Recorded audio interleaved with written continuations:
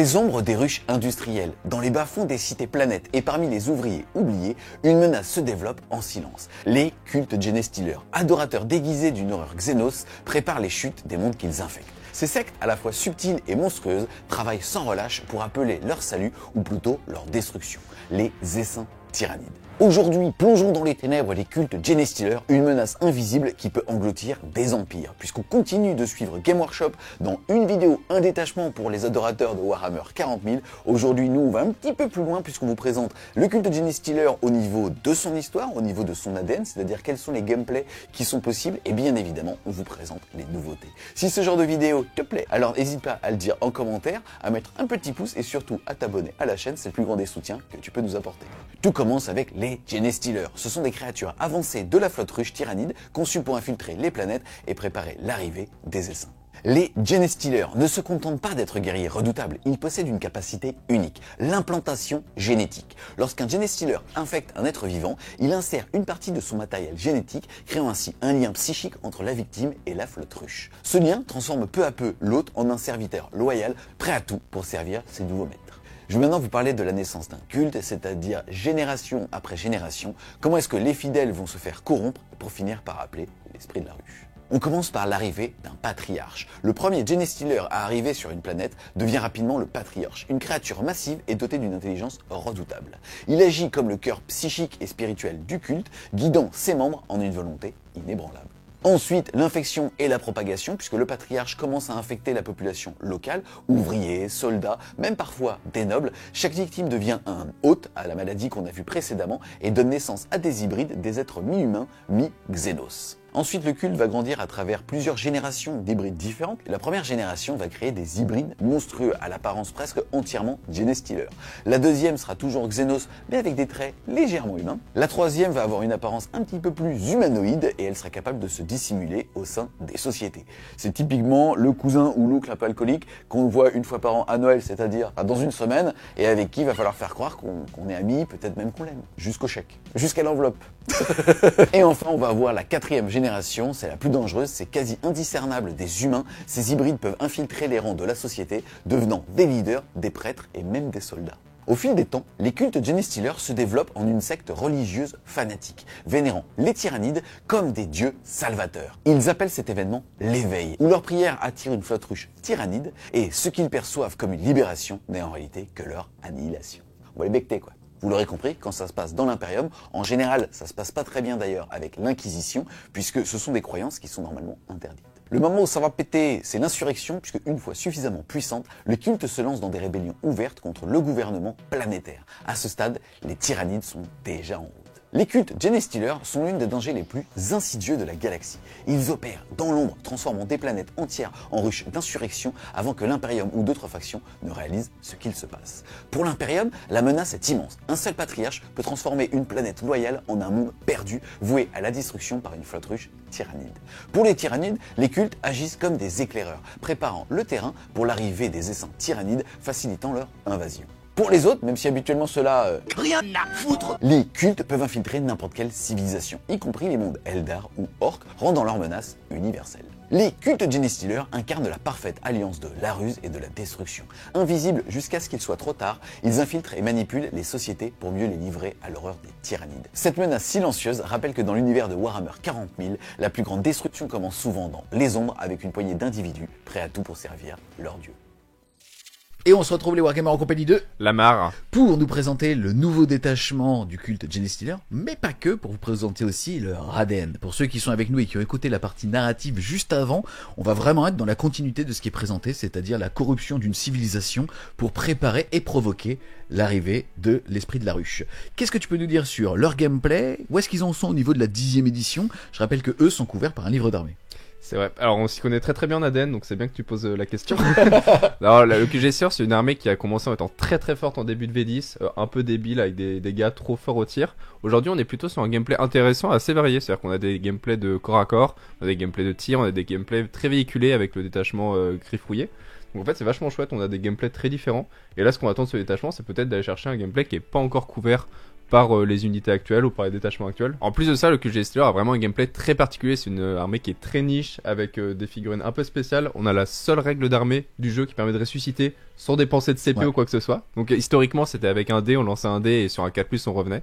Là aujourd'hui, c'est devenu des points de résurgence. Donc on choisit un nombre de points de résurgence dépendamment de la taille d'armée et ça permet de faire revenir un certain nombre d'unités dépendamment du point de résurgence qu'elle coûte. Et comme tu l'as dit, le gameplay, c'est d'un côté des petits mecs en moto, des mecs du BTP qui vont balancer des packs de démolition dans la tronche de leur adversaire, ou alors justement des espèces de choses corrompues qui vont taper très fort, relativement fort, au corps à corps. Vous l'avez aussi compris, donc avec la partie narrative, ils vont pouvoir s'allier avec des Genestealers, ils sont d'ailleurs compris dans leur livre d'armée, et c'est même assez rigolo de se dire que dans l'historique de cette armée qui est arrivée en 8ème édition, ils pouvaient à l'époque s'allier avec de l'Astra Militarum pour avoir des humains à corrompre, et aussi de l'autre côté, puisqu'ils étaient au centre, avec des tyrannides pour montrer justement en fait toute l'avancée de la corruption et aussi l'arrivée de l'esprit de la ruche. C'est finalement le seul gameplay qui manquait, c'est-à-dire celui avec les tyrannides, qui n'était pas couvert au niveau des détachements et qui va arriver avec le détachement du dernier jour, et comme règle c'est parasitisme. C'est parasitisme, ça n'existe pas ce mot. Attends, en plus parasitisme psionique va te faire enculer. Excusez-moi, je suis un peu tendu, je viens de dire le doigt dwarf, c'est de la merde. Avec la règle parasitisme psionique. À partir du moment où vous choisissez donc de jouer ce détachement, la première chose, c'est que vous allez pouvoir avoir sur un format de 2000 points jusqu'à 1000 points de tyrannides. Attention, ça sera des tyrannides uniquement avec le mot-clé envahisseur d'avant-garde. C'est donc tout ce qui va être bondisseur von Srayan, les Raveneurs, maintenant le Trigon, le Moloch, le prince tyrannide volant, les gargouilles, bien sûr, et le petit prince Prime, qui lui aussi a des petites ailes, qui lui peut rejoindre soit les gargouilles, soit habituellement les guerriers tyrannides. Ensuite, maintenant, au niveau des règles, ça va fonctionner un petit peu comme les custodes, avec d'un côté les sœurs du silence et de l'autre les hommes, les custodes. La règle pour les tyrannides, c'est qu'une unité tyrannide Synapse va pouvoir choisir une unité amie tyrannide à visible à 9 pouces d'aile, ainsi qu'une unité du culte Genestealer à 9 pouces d'aile, infliger des 3 blessures mortelles à l'unité du culte pour se soigner et aussi déclencher un bonus de +1 la touche pour l'unité tyrannide choisie. S'il y avait qu'une unité tyrannide, c'est-à-dire lui, le mec Synapse, et une unité culte à 9 pouces, il peut très bien tout simplement se soigner et se donner lui-même +1 la touche. Ce qui est aussi très cool, c'est que les tyrannides vont avoir un deuxième aura, qui est que si une unité ennemie est à 6 pouces 2, alors toutes les unités du culte Genestealer qui ciblent cette unité ennemie auront +1 pour toucher. C'est extrêmement fort. En plus, ça marche au corps à corps et au tir. On sait qu'en QG Stealer, on touche plutôt pas très bien. Alors au tir, on touche à 4+, voire 5+ avec les armes lourdes. C'est vrai qu'ils savent pas lire. Ils savent pas lire et ils savent même pas tirer. Donc les gars, je sais pas ce qu'ils foutent là. Mais même au corps à corps, les aberrants ils touchent à 3, bah là on va toucher à 2, les acolytes pareil, donc c'est vraiment chouette. Et aussi ce bonus de ressusciter des points de vie et donner +1 hit avec la partie tyrannide. On voit que dans le détachement avant-garde des tyrannides, on a des grosses unités. On pense au Hive Tyran ailé, on pense au Trigon, on pense au Moloch. En fait, ces unités là elles vont très bien bénéficier du soin. Et en plus avoir un +1 à la touche, alors on voit que typiquement le Trigon il tartine quand même au corps à corps. Ouais, c'est des figurines qui balancent entre 14 et 16 attaques, mais qui en général touchent à 4. Et bah voilà, on sera content d'avoir le +1 hit. Donc non, c'est vraiment un bon combo. Puis c'est chouette de retrouver cette synergie entre notre marée de cultistes, sûrement des néophytes qu'on va les sacrifier pour soigner nos grosses bébêtes tyrannides. Et en même temps fiabiliser la particule gênée. Donc finalement c'est une société qui se porte bien en bonne entente quoi. Voilà. D'accord. Donc en fait je rappelle c'est D3 +1 blessure mortelle qu'on va pouvoir donc infliger au culte Genestealer pour se soigner. Moi j'ai une question pour toi. Quand on voit déjà que le culte Genestealer peut s'allier avec du tyrannide. Aujourd'hui le tyrannide c'est une des meilleures armées du jeu pour ce qu'on appelle deny les objectifs primaires, puisqu'elle est dotée de gargouilles ou même de petits gaunts qui coûtent pas très cher, qui bougent relativement vite et qui derrière sont contrôle d'objectifs 2. On va parler par exemple des gargouilles, c'est un pack de 10 qui est capable de bouger de 12 plus D6, après avoir tiré, rebouger de 6. Donc c'est quand même une unité qui a une très très forte valeur ajoutée sur la table. Quel est aujourd'hui le but, à ton avis, d'ajouter des tyrannides au sein du culte Genestealer? Est-ce que ça va être justement pour faire les primaires? Est-ce qu'au contraire ça va être pour move block? C'était quoi la faille du culte qui donne envie d'aller chercher de l'allié tyrannide?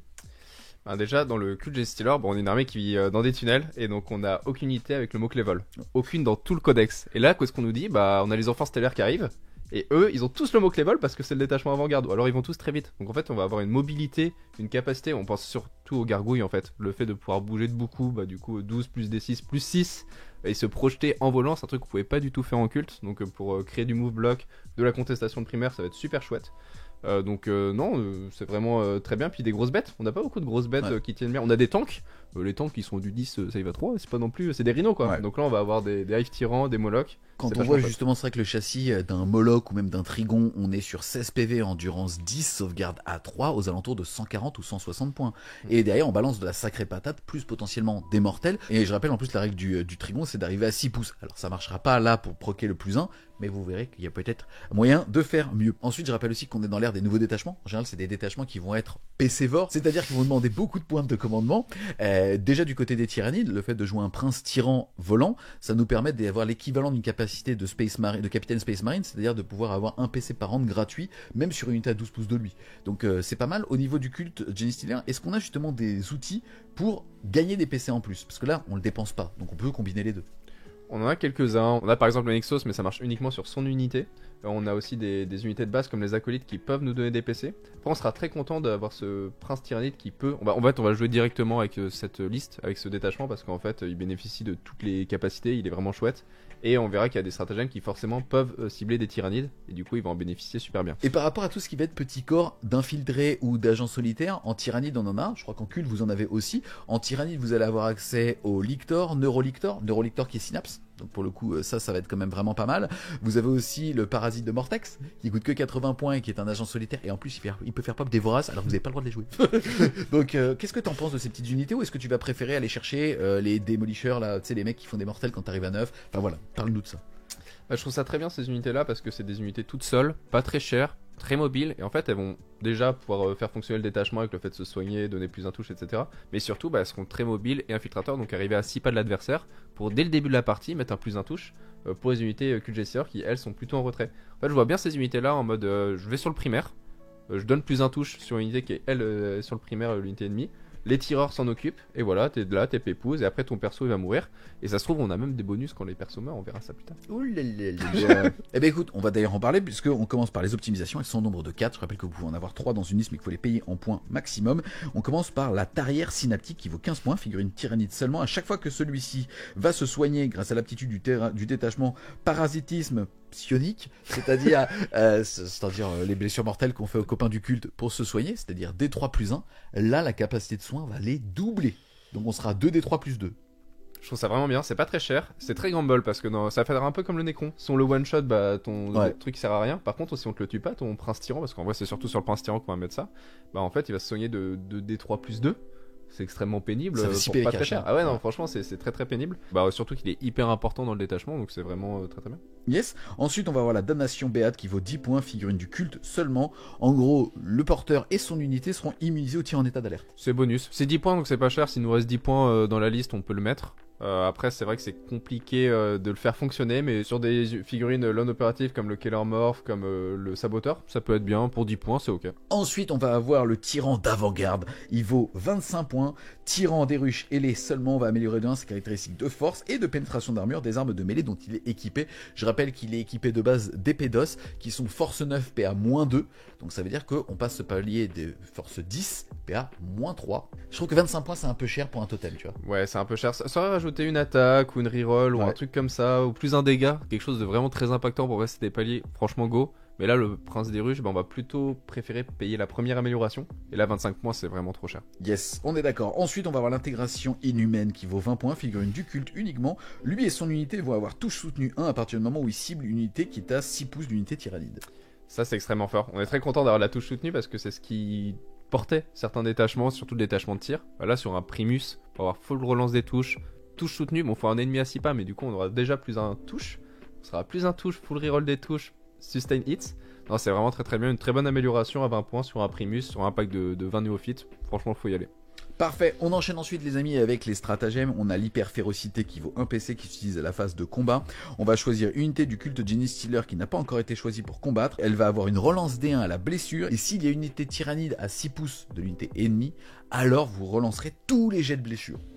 C'est extrêmement fort, c'est vraiment le fiabilisateur de corps à corps qu'on n'avait pas en culte Genestealer. C'est-à-dire qu'on faisait pas mal de volume d'attaque qui touchait bien, là on aura plus un touche en plus, je pense aux aberrants surtout, on aura des aberrants qui touchent à 2 et qui seront full relance des blasts alors qu'ils ont pas une force très élevée. Ouais. Non, c'est vraiment très très bien pour seulement un PC. Bon, il faut le Tyrannide à côté, mais on a parlé des Lictors, des petits persos comme ça qui pourraient venir proquer ça. Donc ça marche très très bien. Franchement, ça donne très envie de jouer ça.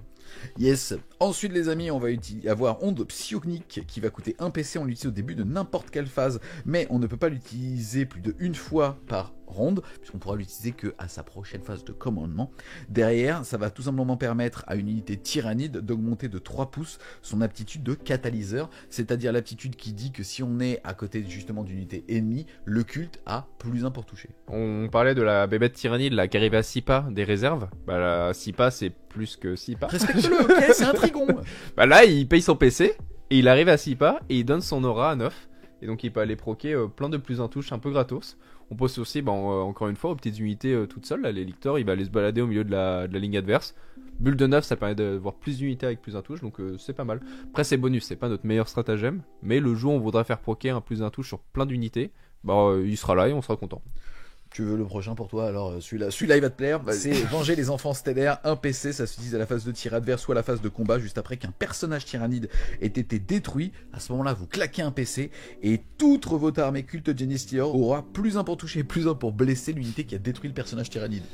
Ah bah on touche pas aux enfants stellaires, hein. C'est nos copains, hein. Ils Non, viennent mais- de loin. Hein. Ok, sauf que ton enfant stellaire, il est pas censé pouvoir T1 s'infiltrer, crier Allahu Akbar et aller se sacrifier sur un cordon, tu vois, ou sur ce que tu veux d'ailleurs. Écoute, l'esprit ruche, c'est comme ça, hein, c'est un sens de partage. Non, c'est vraiment un bon stratagème. On parlait du petit perso T1 pour aller proquer le plus 1 touche et donner des bonus. Bah là, en plus de ça, il donnera plus 1 touche, plus 1 bless sur l'unité adverse. C'est toute la jusqu'à game. la fin de la game. Hein. Ah ouais, non, c'est vraiment pas mal. Après, le plus 1 touche, on l'a déjà, mais le plus 1 bless, c'est vraiment très très bien. On n'a pas des forces très élevées en Ouais. culte. Et juste avoir plus 1 bless sur nos petits lance-flammes, nos conneries comme ça, bon, on sera très content. Ensuite, on va avoir Impératif Divin. Il va utiliser la phase de charge sur une unité du culte. Si celui-ci cible une unité de sa charge, qui est elle-même à portée de mêlée d'unité tyrannide, alors il aura automatiquement plus 1 à la charge et relance gratuite à la charge. Pour un PC. Ouais, moi j'aime pas trop ce genre de stratagème parce que c'est des PC qu'on claque avant de charger et généralement on a envie de faire claquer sa reroll après avoir loupé sa charge, pas avant de la réussir, donc c'est un peu bizarre. Après ça peut bénéficier à plusieurs unités cultes, donc pourquoi pas si on a vraiment envie de fiabiliser une charge à 8 reroll, mais même ça c'est pas un plan hyper stable. Donc hyper situationnel. Ensuite les amis, on va avoir Attaque Furtive. Il va s'utiliser soit à la phase de tir, soit à la phase de charge. Ça veut donc dire qu'on pourra l'utiliser potentiellement sur 2 unités différentes. On va choisir une unité tyrannide et jusqu'à la fin de la phase, elle sera éligible pour tirer à un tour où elle a désengagé, ou alors charger à un tour où elle a encore désengagé. Alors c'est un très très bon stratagème, c'est vraiment le stratagème qu'on souhaite toujours avoir dans nos détachements parce que Ouais. super pratique tactiquement, il y a plein de situations, en fait c'est vraiment très fort pour aller contester du primaire pour un PC, gagner 5 points de primaire, on est content. Après ça marche que sur les tyrannides. À la limite la partie qui en bénéficierait le plus c'est Ouais. le Culte Genestealer. Il n'y a pas beaucoup de tirs dans ce qu'on vous a présenté en tant que tyrannide, et c'est là où le bas blesse. Après, c'est toujours très fort de pouvoir désengager charger. Ouais carrément, donc c'est pratique, franchement c'est bien d'avoir ça comme outil dans sa petite besace de Culte Genestealer, donc go on est content. Yes. Ensuite, on va terminer avec Tunnel de la Résistance. Celui-là, il vaut un PC utilisé à la fin de la phase de combat adverse. On va pouvoir prendre soit une unité du culte, soit une unité tyrannide qui ne serait pas à portée d'engagement. Et celle-ci est retirée du champ de bataille et replacée en réserve. Je précise qu'à partir du moment où vous avez été mis sur le champ de bataille au moins une fois, vous n'êtes plus régi à la règle qui dit que vous devez revenir au tour 3. Donc en fait, vous pouvez arriver jusqu'au tour 5. Ouais c'est très fort, ça c'est un excellent stratagème, je pense qu'on va l'utiliser tous les tours. Encore dans cette idée de repartir, de se repositionner, typiquement avec un pack avec Primus qui se met super loin, qui bénéficie du plus 1 touche des tyrannides qui sont devant là, et après tu repars, tu te repositionnes, c'est trop chiant. Et même pour l'adversaire, jouer contre ça, en fait c'est pénible, tu dois te parer à toutes les faibles jusqu'au tour 5. Non, c'est vraiment très très bien. Surtout que celui-là, vous l'avez perdu avec le détachement index au moment du livre d'armée. Ouais. Est-ce que tu penses que c'est le genre de stratagème, celui-là et la relance des blesses, qui fait que vraiment ce détachement, il est à la fois bien écrit, parce qu'en termes d'ADN, franchement, moi je suis conquis, et surtout en termes de shell de puissance, est-ce que tu penses qu'il devient séduisant? Ouais, je pense que, en tout cas, ça donne envie de le jouer. On a des gameplays très différents, tout est à peu près équitable dans le niveau du Culte Genestealer, et surtout on a eu la règle de l'armée qui a changé, la règle de faire revenir des troupes. Aujourd'hui c'est des points de résurgence, c'est-à-dire qu'on est limité dans notre pool. Avant on jouait beaucoup d'unités cultes pour essayer de faire un maximum de 4+, et avoir de la chance d'avoir des unités qui reviennent. Là on sait déjà que des unités vont revenir, on sait déjà combien à peu près avec les points de résurgence, donc en fait mettre des points de tyrannide en plus, c'est pas forcément un coup, parce qu'en fait ça nerve pas notre règle d'armée. En fait la partie Culte Genestealer va déjà en profiter. Donc déjà ça bénéficie très bien de ça, et ensuite ça va chercher, comme on disait, des faiblesses qu'avait le culte, le manque de mobilité, le manque peut-être d'impact de corps à corps en dehors de quelques unités, puis aussi la fiabilisation. Full reroll des blesses, plus un touche, sustain hit. Enfin, il y a plein de sources de fiabilisation, donc c'est vraiment trop bien. Ça me donne très envie. En tout cas, on a fait le tour donc de tout, et je trouve qu'il y a une qualité d'écriture qui respecte vraiment l'ADN de ce qu'on attendait d'un détachement du mois de décembre en comparaison avec d'autres armées qui soit ont été pétées, soit ou malheureusement ont été un petit peu sans saveur. Et en plus de ça, qui va couvrir finalement le joueur narratif, le joueur entre guillemets qui veut un défi intellectuel, et aussi le compétiteur. Qu'est-ce que t'en penses de ça? Je trouve qu'on a enfin l'armée complète QG Stealer, puisqu'on peut jouer tous nos détachements. On peut s'allier avec l'Astra Militarum, Ouais, on peut s'allier avec le Tyrannide. Ça y est, on a enfin le full kit. Et en plus de ça, tout est jouable en termes de compétitif. Selon la méta, aller chercher des listes de contestation de primaire, aller chercher des listes d'ultra létalité au corps à corps ou au tir, ou alors cette espèce d'hybride là qui a l'air de bien fonctionner puisqu'elle bénéficie d'un peu tout, de la contestation et du dégât, c'est vraiment super chouette. Je trouve que c'est un super moment pour les joueurs QG Stealer. On a perdu la règle d'armée frustrante de jeter un 4+, maintenant on a le contrôle de cette règle. En fait c'est juste parfait, moi je trouve qu'on a une armée bizarrement hyper fiable. Avec des unités hyper chouettes et des règles compétitives. C'est la 6ème génération, ça. Tu la connais pas encore. C'est celle qui est mangée, du coup. C'est le dernier jour. Hein. En tout cas, merci infiniment à toi d'être venu nous présenter le gameplay du culte Genestealer. Les amis, j'espère que vous aurez clairement aimé cette vidéo. Si c'est le cas, n'hésitez pas à mettre un gros pouce bleu dessus, à nous le dire en commentaire. Pareil, si jamais vous voulez nous dire ce que vous pensez justement de ce détachement, mettez-le. Je lis tous les commentaires et j'y réponds même la nuit. Et ouais, il y en a qui font des tests en mode tu réponds à ça? Je dis ouais, connard. À 4h du mat, le mec il dort pas. Sur la vidéo votade qui est sortie hier. Donc voilà, en tout cas, si jamais aussi vous voulez supporter French Game Studio, n'hésitez pas à le faire un tour sur le Tipeee, le lien sera en description. Et les amis, on a besoin de vous à hauteur de 1, 2, 3 euros si vous pouvez bien sûr, et à partir de 5 euros, vous avez du contenu soit exclusif, soit en avance. Et en ce moment, c'est un rapport de bataille alcoolisé avec Laurent qui est toujours dispo sur la plateforme en 10ème édition, et surtout une vidéo narrative sur Méphiston et Blood Angel. Donc voilà, on vous fait à tous plein de gros bisous et on vous dit à plus les Wargamers.